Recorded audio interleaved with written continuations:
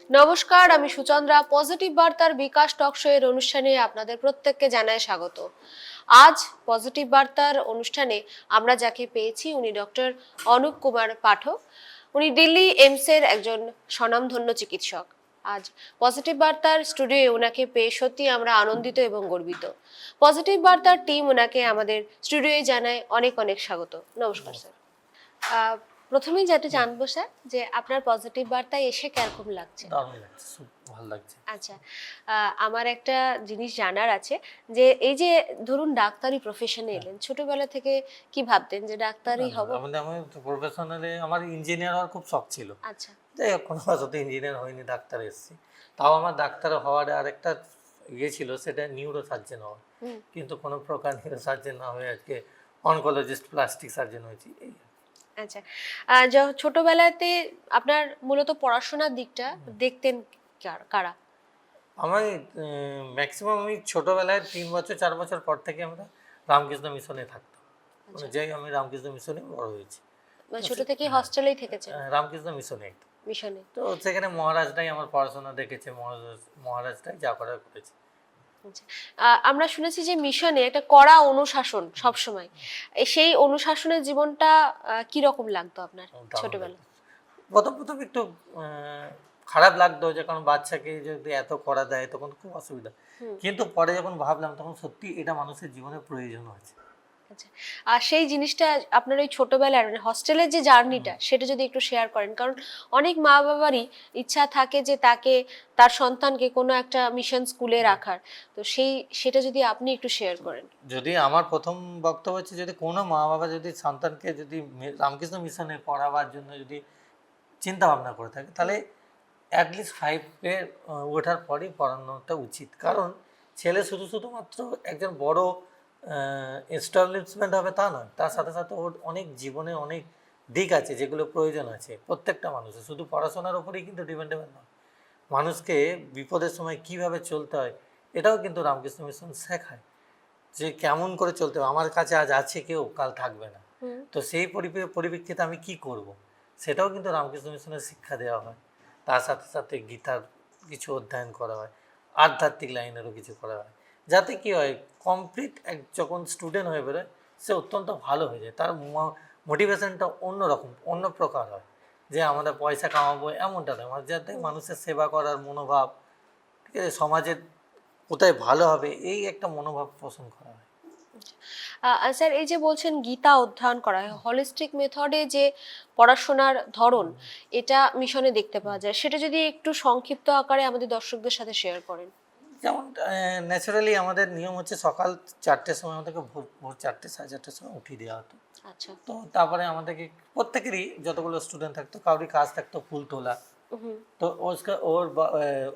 ফুল তোলার পর একটা আমাদের বড় হল ঘর থাকতো, মানে ঠাকুরের যে হল ঘর, সেখানে প্রেয়ার হতো। সেই প্রেয়ারের মধ্যে সবাইকে প্রত্যেককে অ্যাটেন্ড করতে হতো।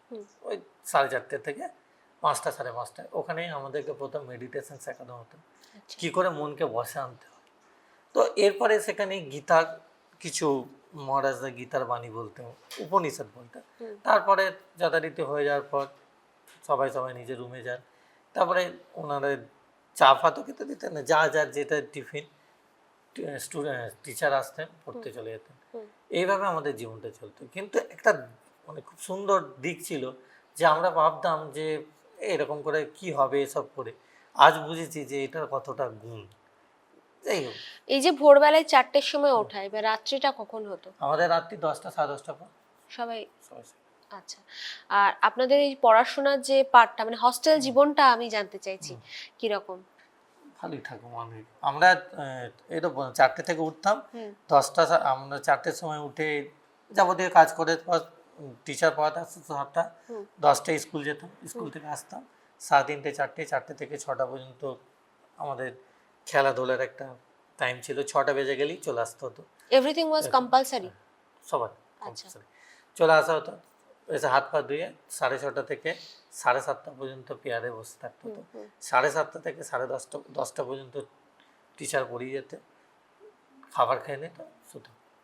আবার আচ্ছা। 4টের সময়। এটা তো হলো ধরুন আপনার স্কুল জীবনে একটা কড়া অনুশাসনের মধ্যে থেকে, তারপর যখন একটা প্রবেশিকা পরীক্ষায় এলেন, সর্বভারতীয় একটা পরীক্ষার মধ্য দিয়ে, যেরকম আপনি বললেন আপনার ইঞ্জিনিয়ার হওয়ার স্বপ্ন ছিল, তো তারপর হঠাৎ করে কোনো কারণবশত হলো যে আপনি ডাক্তারি পড়তে গেলেন, এই এই জার্নিটা কি ছিল? এটা প্রথমত আমি দুই দিকেই, মানে আমি মেডিকেল কলেজে যখন পড়ি তখন তো একসঙ্গে, এখন যেমন ইঞ্জিনিয়ার আর ডাক্তারি আলাদা আলাদা পার্ট হয়ে গেছে, আগে তখন তো এরকম ছিল না, তখন একসঙ্গে দেওয়া হতো। তো আমি দুটোতেই দিয়েছিলাম। তো আমার ইঞ্জিনিয়ারিং এর র্যাঙ্ক এসেছিল, কিন্তু সেটা অনেকটা পিছুতে।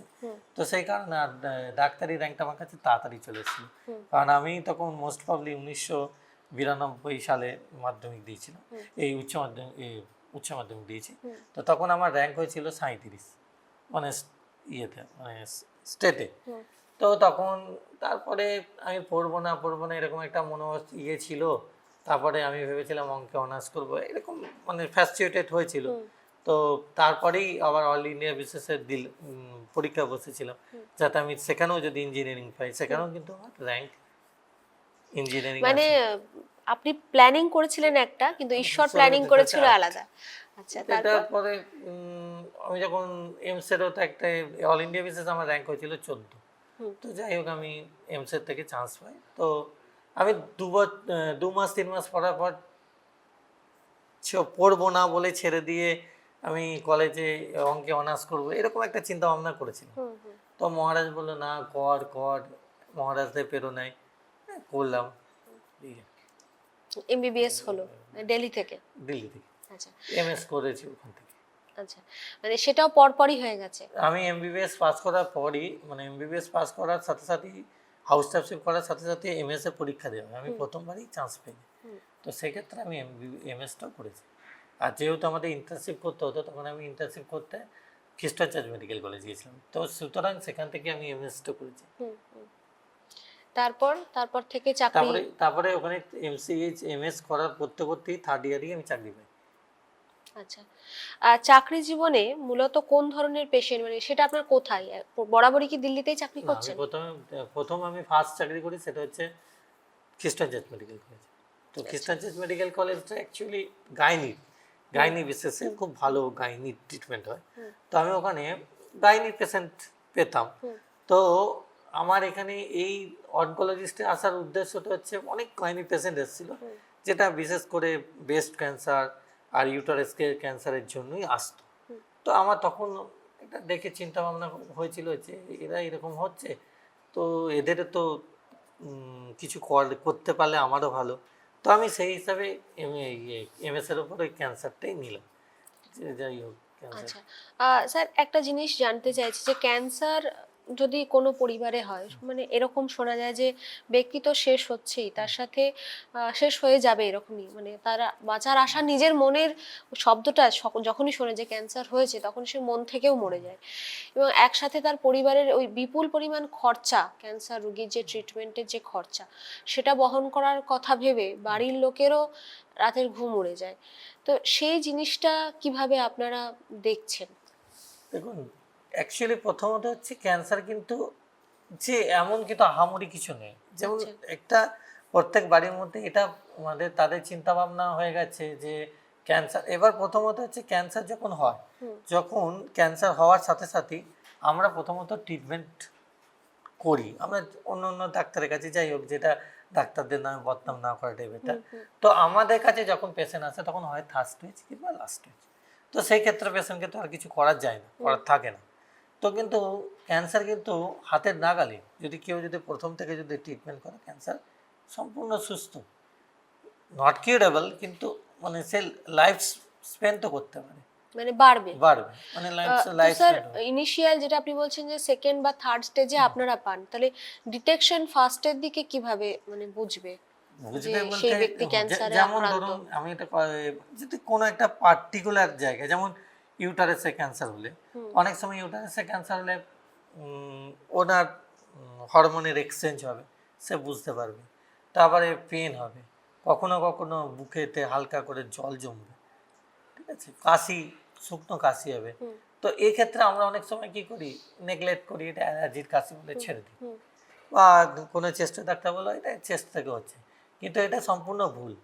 কারণ ক্যান্সার অনেক সময় পেন হয়, আবার অনেক সময় পেন হয় না, ঠিক আছে? কিন্তু পেন মিনিমাম কিছু না কিছু থাকে, ঠিক আছে? তো গাইনির এটা হয়। ব্রেস্টের ক্ষেত্রে ধরুন এখন যাতে গেদান্তিক 21 থেকে 23 বছরের মেয়েদের মধ্যেই ব্রেস্ট ক্যান্সার বেশি হচ্ছে। আচ্ছা। এদের প্রবণতাটা হচ্ছে ফাস্টফুড হুম। খাওয়ার যে ধরন, লাইফস্টাইল চেঞ্জ না হওয়া পর্যন্ত এই রোগের কিছু, লাইফস্টাইলটাকে চেঞ্জ করতে হবে ফার্স্ট। যেমন আমরা বেশি বেকারি বিস্কুট খাই, তারপরে চিকচিকির মানে পলিথিন 40 মাইক্রনের নিচেই যেসব পলিথিন আছে তাতে আমরা খাবার খাই, আমরা ফ্রাই খাবার বেশি খাই, জাঙ্ক ফুড বেশি খাই, যার জন্য আমাদের আজকে ক্যান্সারের এরকম বাড়বাড়ন্ত। কিন্তু ক্যান্সার কিন্তু একটা সেল গঠিত রোগ। এই সেলকে তখনই মারা হয় যখন অতিরিক্ত প্রোটিন আমার শরীরে চলে যায়।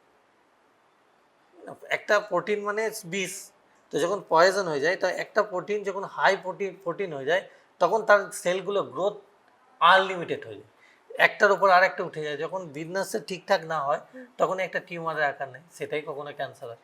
তো সব টিউমার যে ক্যান্সার হবে এমনটাও কিন্তু না। আজকালকার দিনে অনেক সময় একটা নতুন ভ্যাকসিন এসছে, সেটা কতটা কার্যকরী হয় ক্যান্সারের ক্ষেত্রে? এখনো পর্যন্ত ভ্যাকসিন তো রাশিয়া বার করেছে জাস্ট, এখনো সেটা হিউম্যান ট্রায়াল হয়েছে। আচ্ছা। তো সেটা এখন কতটা পর্যন্ত সাকসেস হবে এটা বোঝা যাচ্ছে না।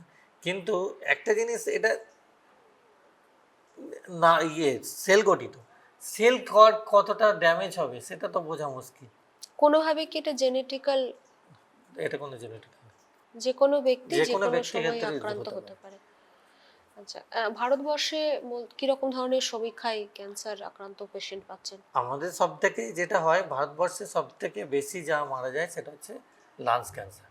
আচ্ছা। মানে সবচেয়ে বেশি ভারতবর্ষে পার ডে, মানে পার ডে যদি হিসাব করা হয়, তাহলে পার ডে 83,000 লোক লাংস ক্যান্সারে মরে এভরিডে। এটা ডেথ রেট? ঠিক আছে। তারপরেই আছে স্টমাক ক্যান্সার, তারপরে আছে প্রোস্টেট ক্যান্সার। মানে লাং ক্যান্সার পুরুষ মহিলা যে কোনো কারণে হতে পারে? লাংস ক্যান্সার ম্যাক্সিমামলি যেটা হয় সেটা পুরুষদেরই পুরুষের বেশি মানে হয়। আপনি যতগুলো বললেন প্রত্যেকটাই প্রায় মানে পুরুষদেরই, মানে সেই হ্যাঁ, ক্ষেত্রেও দেখা যায় হ্যাঁ, স্টমাক ক্যান্সারটা পুরুষ এবং স্ত্রী উভয়েরই হতে উভয়েরই পারে। হতে পারে। কিন্তু প্রোস্টেট আর লাংস লাং এটা ক্যান্সার। ম্যাক্সিমাম যেটা সেটা ছেলেদের। আর মহিলাদের আক্রান্ত হওয়ার কিরকম সমীক্ষা থাকছে? মহিলাদের লাংস ক্যান্সার হয়, কিন্তু সেটা তুলনামূলকভাবে কম, 2% কি 3% মতো থাকে। কিন্তু ওদের ইমিউনিটি পাওয়ার আমাদের ইমিউনিটি পাওয়ারের থেকে অনেক বেশি মহিলাদের?